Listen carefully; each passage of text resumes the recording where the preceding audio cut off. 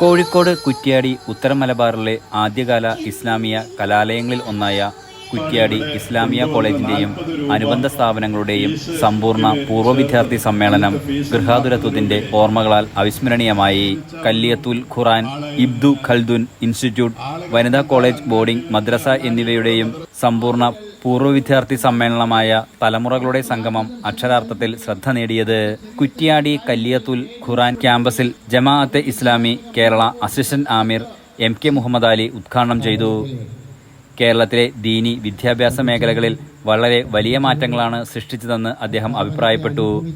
ഇത്തരം ദീനി വിദ്യാഭ്യാസ സ്ഥാപനങ്ങളുടെ സംഗമങ്ങൾക്ക് ആവേശവും ഊർജവും നൽകി ശക്തിപ്പെടുത്തി മുന്നോട്ടു പോകൽ കാലഘട്ടത്തിന്റെ ആവശ്യമാണെന്നും അദ്ദേഹം തുടർന്നു പറഞ്ഞു.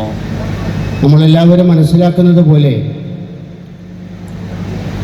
ജമാഅത്തെ ഇസ്ലാമിയുടെ നേതൃത്വത്തിൽ കേരളത്തിൽ വിദ്യാഭ്യാസ മേഖലയിൽ വളരെ വലിയ മാറ്റങ്ങൾ സൃഷ്ടിക്കപ്പെട്ടിട്ടുണ്ട്.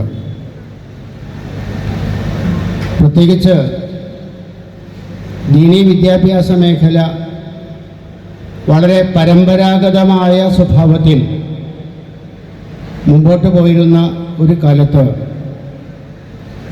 വിപ്ലവകരമായ രീതിയിൽ സമന്വയ വിദ്യാഭ്യാസത്തെക്കുറിച്ച്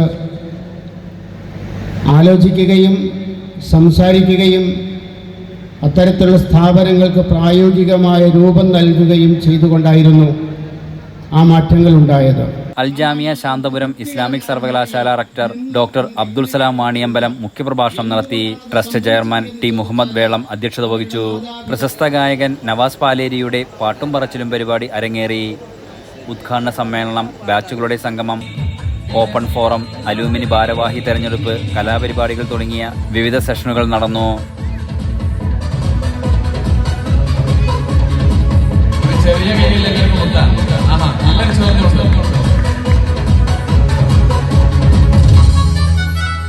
എൻലൈറ്റ് ന്യൂസ്, കോഴിക്കോട്.